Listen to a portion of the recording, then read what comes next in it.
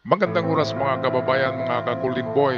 Mukhang hindi magandang balita ito para kay Bryce Hernandez, ang dating district engineer ng DPWH na nagpapayaman sangkot talaga sa tinaguriang flood scam control projects, which is isa siya sa membro nitong tinaguriang BGC Boys, the Bulacan Group of Contractors, na kung saan ay nilustay nila ang 1 bilyong pesos sa pagsusuga lamang, at nakabili din ito ng Lamborghini at isa pang luxury cars. Ang Lamborghini ay 30 million pesos yan, at yung isang luxury cars niya ay 10 million. Kaya saan ba siya kumuha ng pera? Ang sweldo niya ay 40 mil lang eh. Kaya klarong-klaro na galing sa bulsa ng bayan. Maraming nagagalit dito pero nagiging state witness, parang whistleblower siya. Papuntang state witness na to eh, pero pinagdebatihan pa kung pwedeng bigyan ng immunity.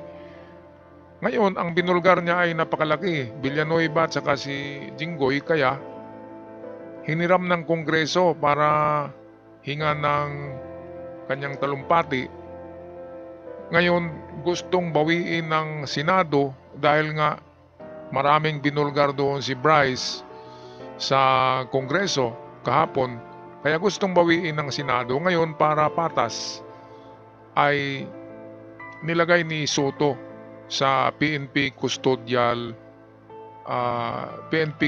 sa Camp Crame. Ngayon, bakit nilipat sa Pasig ba yun? Pasay City Jails? Pasig City Jail. Bakit nilipat doon sa Pasig City Jail? Alam naman natin, anak ng Pasig eh, di ba? Yung kantang Anak ng Pasig. Kapag Pasig City Jail, nako, ang sikip-sikip diyan, nandyan lahat ng mga kriminal nakapiit sa Pasig City Jail. Kaya anong naamoy nyo? Bakit nilipat sa Camp Crame, which is safe siya doon, nilipat sa kulungan, napakadelikado? Isang utos lang doon, babayaran lang yung mga mayor doon, tutusukin na to eh, ng toothbrush o kaya ng tinidor. Mukhang ito na yata ang huling hantungan ni Bryce Hernandez, sabi ng ating ka-vlogger na si Alicia Comments. Alicia ng buhay niyo, kudos kay Alicia.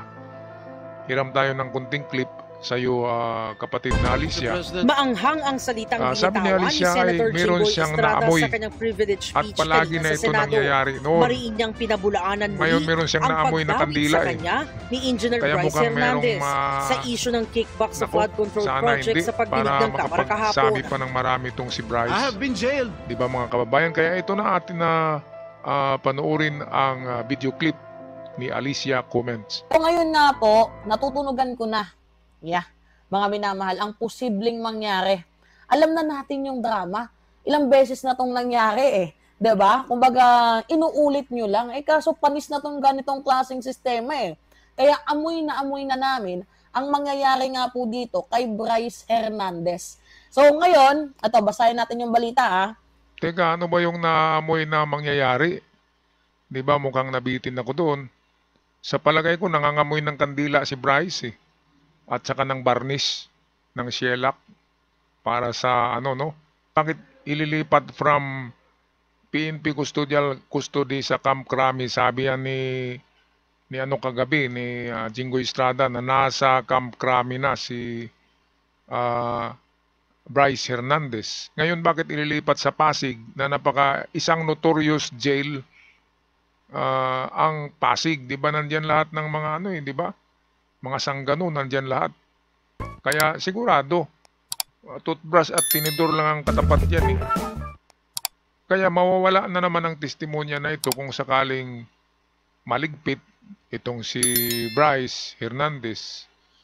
Nako, nangyayari nga ito noon eh. Sa panahon ni Digong, di ba merong pinasok doon sa jail mismo? At hindi nakasuhan yung mga pumasok na pulis eh. Na dinido yung mga yung mga Chinese drug lord daw. Delikado talaga si Bryce dito. Hindi yan magtagal, mga kababayan. Kapag hindi yan kinuha ng Kongreso muli, talagang mapanganib ang buhay diyan ni Bryce. Balik tayo kay Alicia ng buhay nyo. Bryce Hernandez sa Pasay City Jail. So inilipat na si dating DPWH Engineer Bryce Hernandez sa Pasay City Jail ngayong gabi, Miyerkules, September 10. Alinsunod ito sa inoprobahang motion sa Senado na doon i-detain si Hernandez matapos makontempt sa Senate Blue Ribbon Committee hearing noong Lunes, September 8. So, alinsunod ito sa inoprobahang motion sa Senado na doon sa Pasay City Jail. So, inilipat na si dating DPWH Engineer Bryce Hernandez sa Pasay City Jail. Okay, so Pasay City Jail pala mga kababayan, hindi Pasig. Pasay pala, parihong P. Kaya inilipat, galing yan sa Camp Crame sa PNP Custodial. Doon nilagay ng Kongreso at ng Senado. Meron silang tinatawag na parliamentary courtesy, sabi ni Tito Soto, na kailangan natin ng parliamentary courtesy kasi magkasama yung Kongreso at Senado eh. Walang Kongreso kung walang Senado. At ang Kongreso ang gumagawa ng batas eh. Ang Senado ang mag-approve. Kaya hindi pwedeng tanggalin ang Kongreso. Ngayon nakikita natin na nasa Senado ang grabing anomalya eh, di ba? Chis Escudero, ano yon? Insertion 142 billion.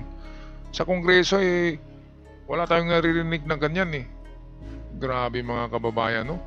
Kaya ito ang naaamoy ni Alicia Comments o Alicia ng buhay nyo, ay mayroon siyang naaamoy na parang kandila. Hindi na natin banggitin kung sa titulo ng kanyang video ay mayroon daw nagplano kay Bryce. Kung ano man plano ito ay hindi ito maganda. Diba? Kasi marami nang siniwalat si Bryce eh. Kaya siyempre yung kanyang binulgar na mga tao ay malalaking monster eh. Diba? Sabi ko kanina, kung merong megalodon yung pinakamalaking pating na prehistoric megalodon. Ang pinakamalaking buhaya kaya na prehistoric, anong tawag doon mga ka-golden boy? I-search nyo nga kung ano yung pinakamalaking buhaya sa panahon ng dinosaurs. Yun yung mga senado diyan, mga senador sa Senado na sumakay sa baha eh, ang mga buhaya. Pagtingin nila na mayroong malaking baha, sumakay sa baha ang mga buhaya. Kaya lalong tumaba. Kinain yung ating pundo eh, ng bayan. Okay, so meron tayong isang video clip dito, courtesy ng GMA Saksi. Bago sa saksi, inilipat sa Pasay City Jail ngayong gabi si dating Bulacan 1st District Assistant Engineer Bryce Hernandez. Inilipat po siya roon mula sa PNP Custodial Center kung saan isang araw siyang nadetine matapos humarap sa pagdinig sa Kamara. Bago po yan, sa Senado nadetine si Hernandez matapos i-cite in contempt ng Senate Blue Ribbon Committee. Kanina mainit ang debate sa Senado ukol sa naunang paglilipat kay Hernandez sa PNP Custodial Center. Saksi, si Jamie Santos. Maanghang ang salitang binitawan ni Senator Jinggoy Estrada sa kanyang privilege speech kanina sa Senado. Mariin niyang pinabulaanan muli ang pagdawit sa kanya ni Engineer Bryce Hernandez sa isyu ng kickback sa flood control project sa pagdinig ng Kamara kahapon. I have been jailed. I have been vilified, crucified, and publicly humiliated. Ito si Jinggoy talagang magaling sa poker face ito. Poker face. Magaling di ba? Cover up. Pinaringgan ni Marcolita, di ba? Naligtas ka na doon sa sa Senado, yung katagang yon ay nag-viral. Saan ba ligtas? Meron pang sinabi si Marcolita na itong dalawang Estrada ay isa yung the good at isa yung the bad. At ang the bad daw ay si Jinggoy. Kaya pwedeng alam na ni Marcolita ang mga kalakaran na ito sa Senado. Alam na nila yan kasi nandyan si Chis Escudero, pasimuno niyan sa flood control insertion Flood control insertion, si Escudero talagang nag-approve nun. At marami ang nagkakaalam niya na senador, hindi lang si Chis Escudero kasi hati-hati yan Ewan ko lang kung sino ang hindi tumanggap. Basta kay Chis Escudero, of course, pinakamaliit na yung 1 billion. Doon, di ba? Meron pa siyang 30 million noong election. Kaya nga nag-resign kasi mabaho na, hindi na bagay. Ngayon, Jinggoy Estrada, convicted to Dapat nga, ang isang convicted person ay hindi makapagtrabaho dapat sa gobyerno kasi merong record paano nangyari? Kung twice na magawa niya ang ganito, paano na lang, di ba? Mga kababayan. Ako saludo naman ako kay Jinggoy noon, pero ngayon mukhang totoo tong sinabi ni Bryce Kasi meron silang mga ebidensya, yung mga pera nga na pinicturan nila.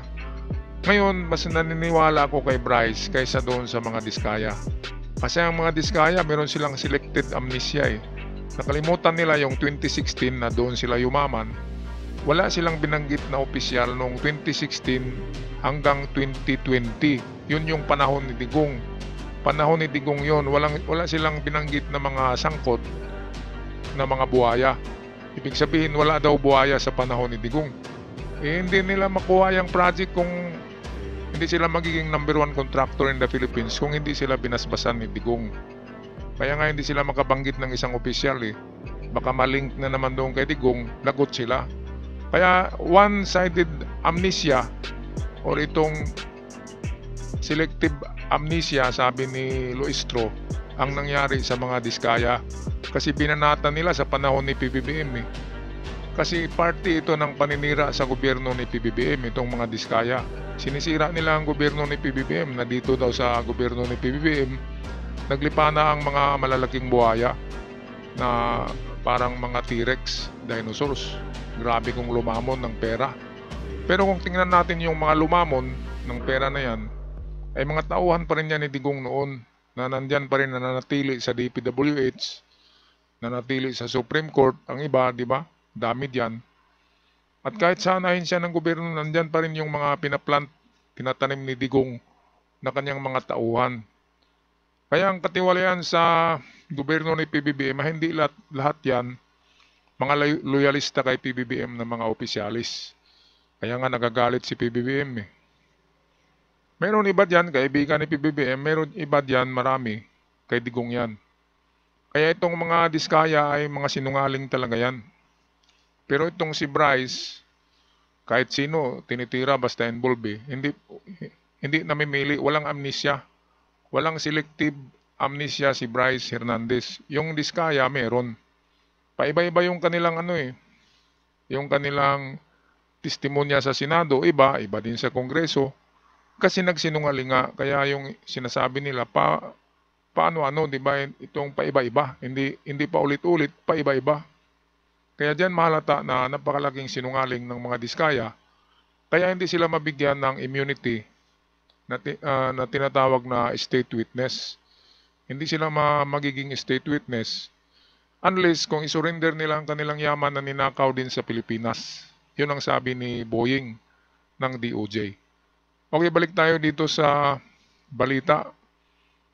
Courtesy sa atin ng GMA Saksi. Tables on me. Pagkatapos ng privilege speech, naungkat ang pagkakalipat kay Hernandez sa PNP Custodial Center.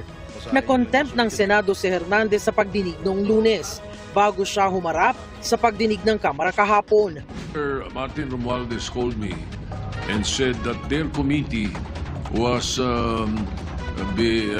allowing Mr. Hernandez to remain in the House and in the House of Representatives, and that he was requesting that he not be returned back to the Senate because of some fear. Ayan, so takot nga kahapon si Bryce Hernandez na ibalik sa Senate kasi nandun nga yung binulgar niya ng mga buhaya at siguradong ikulong na naman siya doon muli sa Senado.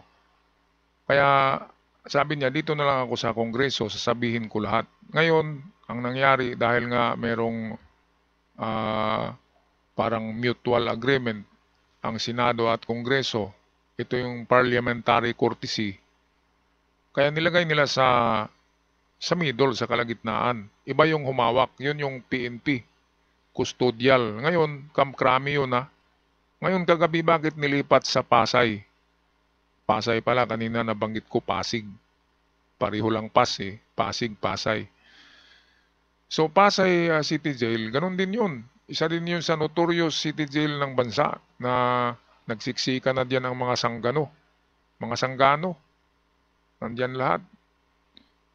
Walang kawala. Kung merong mag-order sa isa lang sa mga inmate doon, na tusukin nyo ng toothbrush. Toothbrushin nyo yung gilid ni tagiliran ni Bryce. Talagang dito na yung huling hantungan ni Bryce sa Pasay City Jail. Yun ang naamoy ni Alicia Comment Kaya napag-iisip ko rin at nagbigay tayo ng komento na pwedeng mangamoy ng kandila doon sa Pasay City Jail nitong linggo lang na to. Okay, dito sa desisyon ni Tito Soto ay talagang neutral lang siya. Kaya binigay nila sa kapulisan ang custodial. Wala rin sa Kongreso kasi kung sa Kongreso magagalit sila Jinggoy kung nandun sa Kongreso si Bryce. Kasi magdaldal na naman doon at baka ikakanta na naman yung iba pang senador. Kaya bakit nga pulsuhan nga natin, bakit si Cayetano at Bato ay lumalabas na yung litid sa liig na talagang ibalik si Bryce sa Senado? Bakit? Meron ba silang kinakatakutan? Baka sila yung isusunod? Natatakot yata sila Baka dawit sila o baka tinakpan nila ito, baka may bunyag na konektado pa rin diyan si Digong. Kaya itong loyalista ni Digong, si Bato at Cayetano ay nagkakabir up na naman. At talagang ililigpit ito sa tingin ko. Maliligpit si Bryce para manahimik. Patahimikin yan Kasi napakalaking mga monster nga ang kanyang binunyag. Hindi lang T-Rex. Ano bang pinakamalaking dinosaur pa sa T-Rex? T-Rex yata ang king of the dinosaur kung sa King of Savannah, lion. Yun yung lion, yung hari ng tinatawag na sabana. Pero pagdating ng kapanahonan ng dinosaur, T-Rex So nandyan ang T-Rex sa Senado, wala sa Kongreso. Mga kababayan, ano sa tingin nyo? Paki-comment na lang sa ating comment section down below. Ano ba ang kapalaran ni Bryce, ang ating whistleblower? Mukhang matatapos na yata ang kanyang kwento dito lang sa Pasay City Jail. Mga kababayan, paki-comment at sa ating mga bagong bisita sa channel, huwag kalimutan mag-subscribe. Malaking tulong na yan para sa aming mga content creator. Hanggang sa muli, maraming salamat.